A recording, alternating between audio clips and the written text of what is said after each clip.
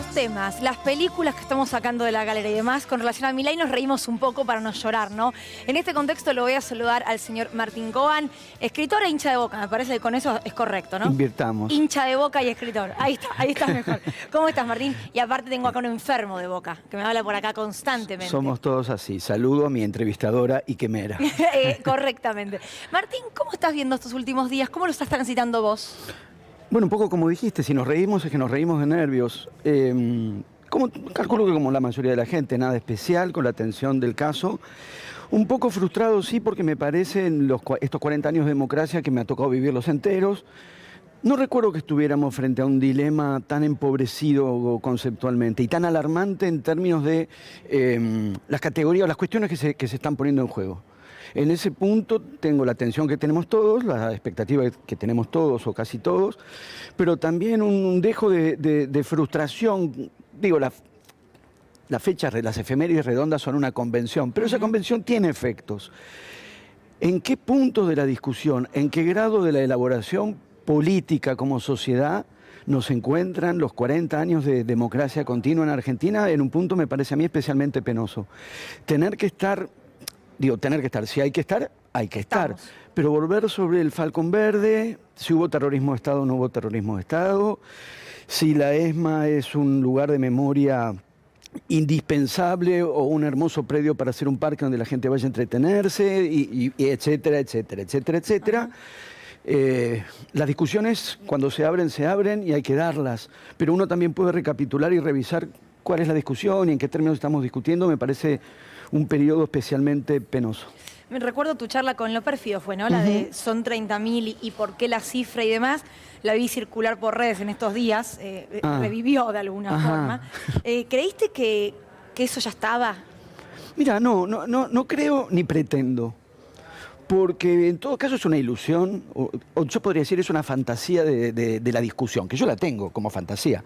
La fantasía de aquellos a los que nos encanta discutir es sacar el ancho de espada, lo tirás, que sería un argumento contundente, ganás la discusión, por así decir, cerrarla.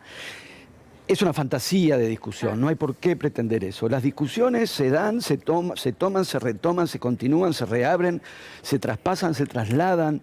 Para mí no hay ni tendría por qué haber una pretensión de tema cerrado. Okay. Sí, en todo caso, una interrogación de los términos con los que discutimos los temas. Claro. Y sobre todo, algo que también me resulta necesario, porque las cosas son como son, pero un poco frustrante y un poco desgastante. Cuando vos reabrís una discusión que lleva años transcurriendo y lleva, por lo tanto, grados y formas de elaboración, la podés revisar, podés discutir, podés decir, no, esto no está cerrado, seguimos, perfecto, seguimos.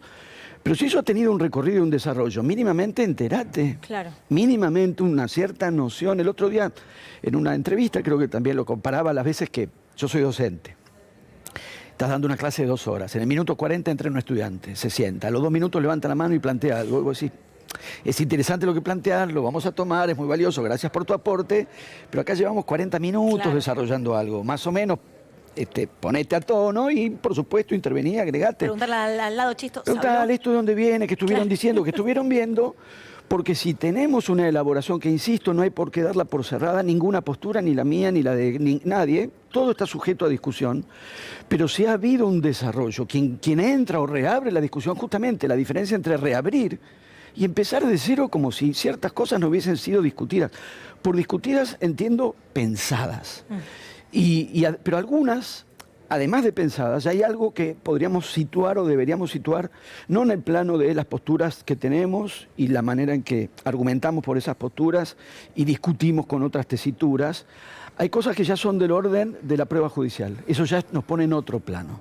La existencia de un plan sistemático durante el terrorismo de Estado fue algo dirimido y probado en la justicia. Miren, 1985. Sí, por lo tanto, cuando vuelve la formulación de errores y excesos, entonces ya no estamos exactamente en el plano de una discusión que uno pueda tener con quien sea, que quiera reabrir o retomar la discusión como sea. Vos decís, la discusión con Lo Pérfido, para poner un ejemplo, era en esos términos. Me parece perfectamente válida. Él tiene una tesitura que yo creo que tiene problemas por varios lados. Él la presentó, yo la discutí, es una discusión, efectivamente. Esto otro ya no es de ese orden. Lo que viene transcurriendo con se ve que no lo estoy pudiendo decir, con Milei, con Victoria Villarruel. Yo lo veo más en el tono de una voluntad prepotente de desconocer eso que llamamos posturas y argumentaciones, incluso posturas y argumentaciones que uno rechaza. No lo veo tan en ese plano, me parece que es más un recurso de intimidación. Están retomando términos que sirven de intimidación. Símbolos, claro. Sí, te los tiran por la cabeza como intimidación, como cuando una legisladora nacional le dice a una periodista que la va a echar, que si no trabaja bien la va a echar. Porque la vueltita de decir, vamos, vos trabajás en la televisión pública, nosotros vamos a privatizar los medios, es la patrona que le está diciendo a la empleada, ojito que te rajo. Sí, procurá trabajar bien. Digo, por tomar un ejemplo que lo tengo en mente porque fue ayer, pero yo distinguiría, me parece que es necesario distinguir las intervenciones, aún con las que uno discrepa o discrepa drásticamente. Intervenciones que son del orden de alguien que toma una postura y la defiende y la argumenta, de algunas apelaciones que me parece que funcionan en dirección a la intimidación. Por eso me sigue resultando tan dudoso la idea de campaña del miedo, la idea de que viene tal o cual candidato a inspirarnos miedo respecto del otro candidato. No necesito esa mediación, me dan miedo ellos mismos. No preciso mediación, no preciso otro candidato explicándome. Que me diga, míralo y te cuento lo que te va a hacer. Claro, ojo, en algunos puntos sí, en otros no hace falta que te lo cuenten porque lo están diciendo ellos mismos. Alguien que reproduce el discurso de Macera, en el alegato ante las juntas, que en un punto no puede decir otra vez, lo dice como por primera vez. No, es imposible no escuchar lo que está repitiendo. ¿Es una argumentación? No, es un recurso de intimidación, es un recurso de amedrentamiento. Irina, Marcos, imagino que alguno quiere sumarse. Sí, ¿qué tal, Martín? ¿Cómo estás? Bien, te quería preguntar qué pensás que es lo que está habilitando que esto ocurra y que Javier Milei haya llegado a la posibilidad de ser presidente. Entiendo, hablo como lo que soy, un ciudadano, simple ciudadano, pero ustedes amablemente me han invitado y me someten ahora a este desafío para un miope que es hablarle a alguien que está tan lejos. Pero... Te entiendo, por eso tengo lentes de contacto. Pero, bueno, los factores son varios. Me parece que podríamos rápidamente decir 3, 4, 5, los primeros que me vienen. Un primer tramo de subestimación del showman que daba divertido en televisión. Ahí hay una responsabilidad sobre los medios de televisión que llevaban al que medía bien para el show de la violencia, porque ya era un show de la violencia. Y ese show de la violencia y el festejo de la violencia a violencia, hay alguien que agarra un palo y rompe cosas en televisión, no era inocuo, ya no era inocuo, llegó más lejos de lo que se podía suponer, pero diríamos, el huevo de la serpiente en parte estuvo ahí. Yo creo que hay otra vertiente, me parece percibir otra vertiente, que es la que yo encuentro más considerable. Amplias capas de la población están desde hace mucho en situaciones desesperadas. Cuestión que no es nada ajena a Massa, que es el ministro de Economía. No, claro. Están en situaciones desesperadas desde hace mucho y muy sostenidamente. Yo entiendo, no comparto, no me entusiasma, me preocupa, pero entiendo que alguien que es colocado sostenidamente en un lugar extremo no precise ir más allá que en la descarga de la destrucción. Y Milei, que es muy violento, que es un gran violento, en todos los sentidos, en magnitud y en pericia. Por eso los que les copian la violencia terminaron perdiendo con él. Bullrich hace la violenta, un poquito violenta es, pero el otro es más violento. Es muy violento, es muy buen violento. Y promete una destrucción y en parte la ensaya visiblemente. Y para alguien que no aguanta más y que no lo precisa o no está dispuesto a preguntarse por el día después de la destrucción, porque en su propia vida, desde hace mucho, hay un día a día. Si vos le quitás a amplios sectores, le quitás cotidianamente el día después, porque viven al día en todos los sentidos. Viene alguien que dice, yo voy a romper todo, y nos preocupa porque decimos, ¿y el día después cómo es? Pero que alguien que ha sido despojado el día después se satisfaga y adhiera a la pura destrucción, que se entusiasme, ni siquiera entusiasmo es demasiado decir, que se pliegue a la euforia de una destrucción sin más allá, yo lo puedo entender. Y me parece es otro factor que obliga a revisar qué llevó a esa situación social, a ese grado de desesperación, donde la destrucción es pura descarga. Claro. sin medir las consecuencias de esa descarga. Pero insisto, cuando vos a tanta gente la tenés sujeta a ver cómo come esa noche y no tiene mañana va a volver a ver cómo hace, ¿qué le planteás? ¿El mañana de la destrucción? Si le quitaste la perspectiva del mañana.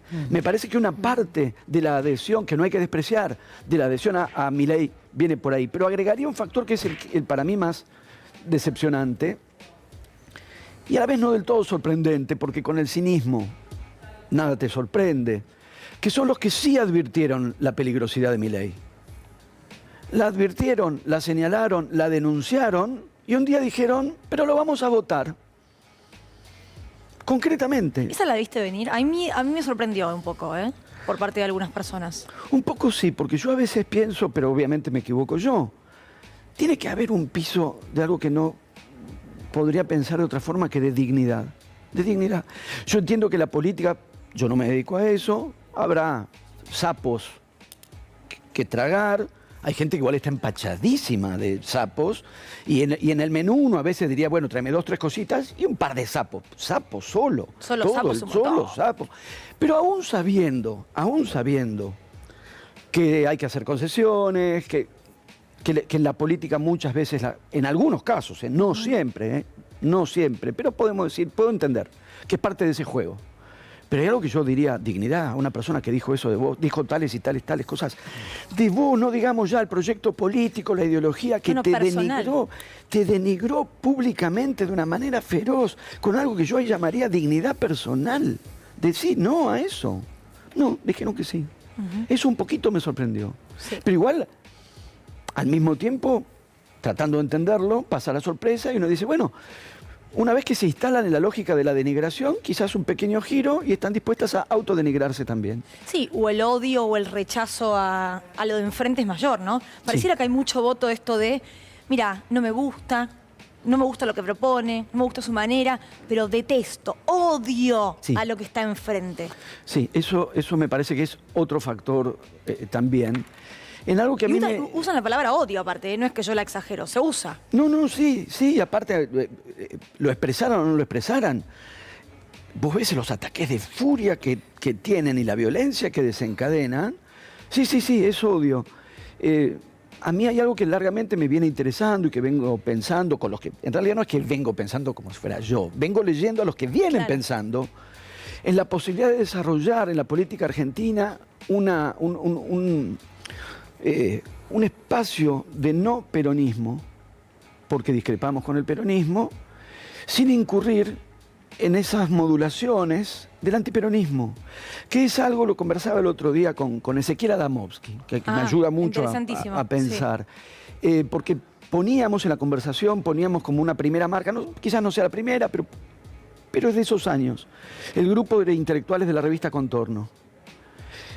En disenso, no todos, pero algunos de ellos, David Viñas, León Rosichner, Ismael Viñas, en disenso con el peronismo, estamos hablando de los años 50, y en disenso, y eso no es ni Corea ni la Corea del centro, no, es cuando una determinada antinomia te parece insuficiente y las categorías y los términos con los que pensás la realidad política son otros, porque cuando vos te pones en el medio de un binarismo, ratificás el binarismo, te pones en el centro. Bueno, esto no es el centro. Pero lo que pienso ahora, Martín, con respecto a eso es, y teniendo en cuenta lo que se viene el domingo, que es un balotaje Milei-Massa, el radicalismo, o gran parte del radicalismo en un punto, ¿no ocupó ese lugar de cara al balotaje? Viste que se rompen y se contradicen y no saben para dónde ir.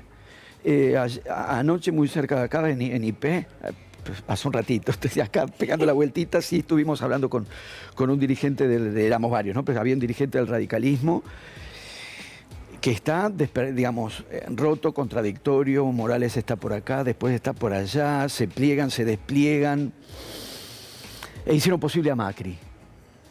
Hicieron posible el macrismo, con lo cual ya había cuentas para pasarles al radicalismo, largas, desde, no sé, si queremos ir muy atrás, la Semana Trágica, la Patagonia Trágica, no vayamos tan lejos.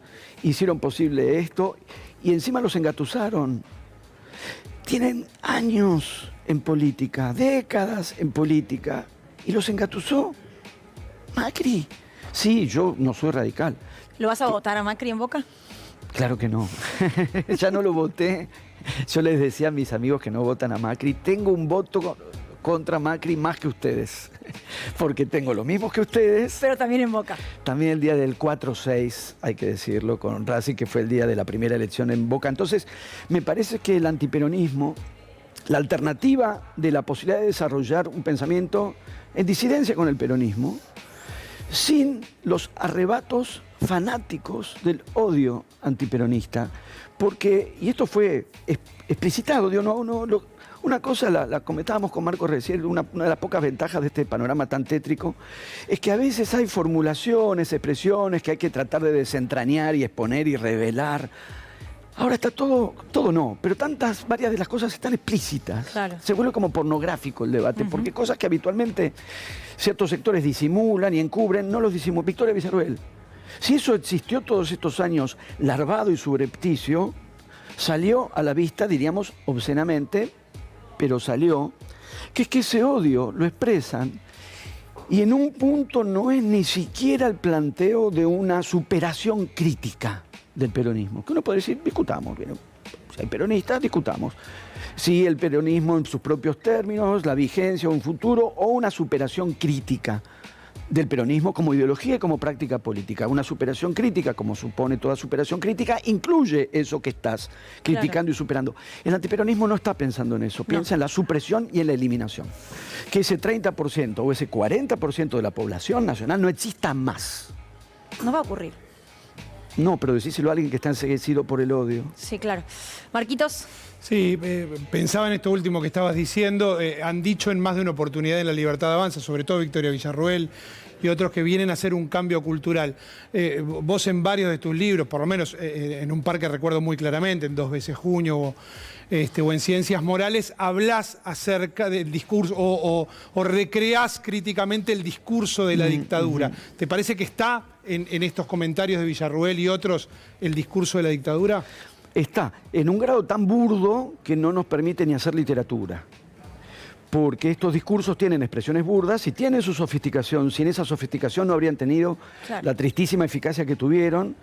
Y yo entiendo que, no digo ya por mis propios libros, por supuesto, digo en términos más generales, la literatura, con la potencia que tiene en su relación con el lenguaje, en su relación con los sentidos, en su relación con los imaginarios, en su relación con las ideologías.